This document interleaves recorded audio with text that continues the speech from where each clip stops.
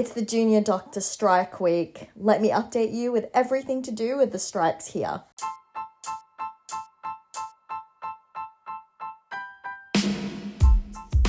Hey, what's up guys? It's Confessions of a Doctorholic with Dr. Slayman. Just got off of my nights and our junior strikes have begun. What this basically means is that every junior doctor, so anything below the level of a consultant / attending, for those of you from the States, are on strike. And for those of you who are wondering about the strikes, like, why are people striking?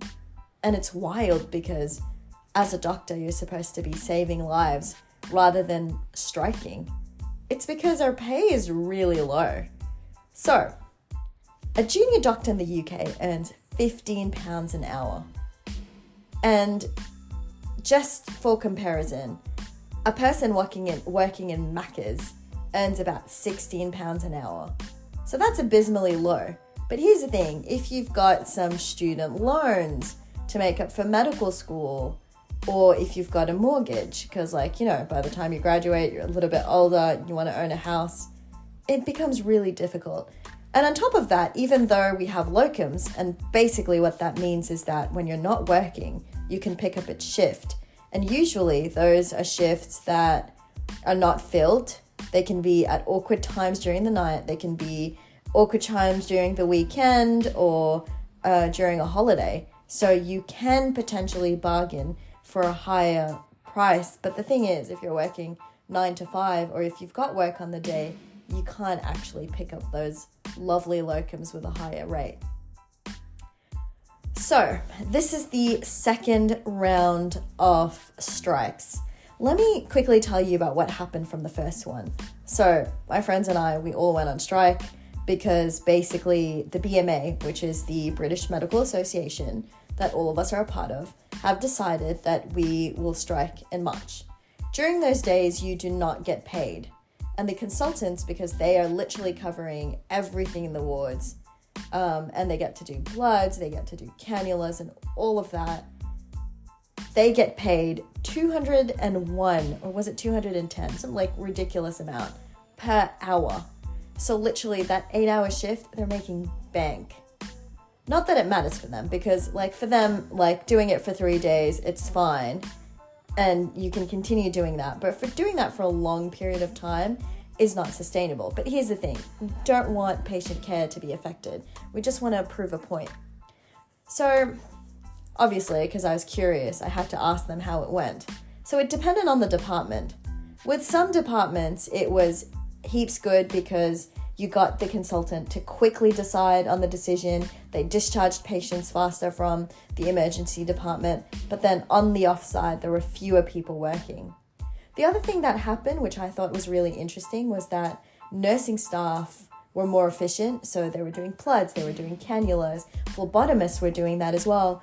So it makes me think that maybe things can actually work a little bit more efficiently. Anyway, so that happened. Elective surgeries were cancelled, which, it wasn't an emergency, but still that brings in heaps of money into each trust. So they were just covering acute cases in terms of surgery. With the wards, they said that it was heaps more efficient. They were finished midday because you had more experienced people working who were used to that and who were faster. The emergency department, from what I've heard, was abysmal. And because they had fewer hands on deck, things did get a little bit slower and the wait times were huge.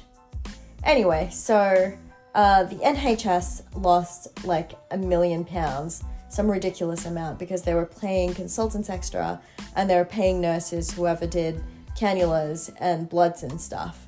And this kind of, I would say, negatively affected the cause because it kind of looked like the hospital was running super well, which, obviously we don't want patient care to be affected, but then at the same time, we want the point to be heard. So this is the second set of strikes, and it happened during Easter. So I kept asking around what consultants thought about it, and it was really interesting. So in a safe space, Reg and I asked the consultant what he thought about it.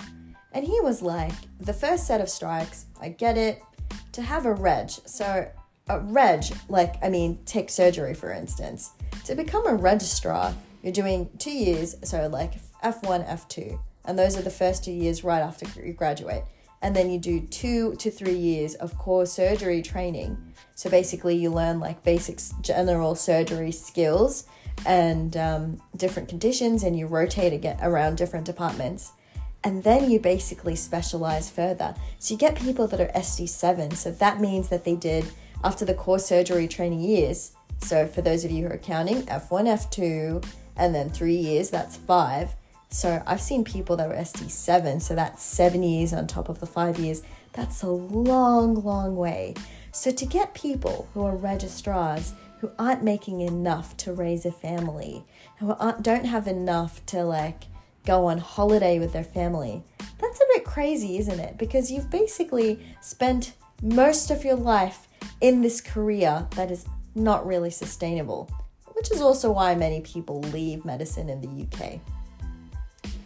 So this consultant was telling us, like, initially we were like all for it, we were supportive, but this time it went over Easter break.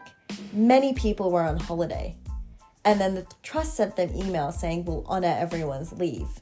So now what's going to happen? Many people want to leave. Their holidays were cancelled because they have to cover the hospital. So from the consultant's point of view, he's like, well, this time we're openly asking who's going to come into work.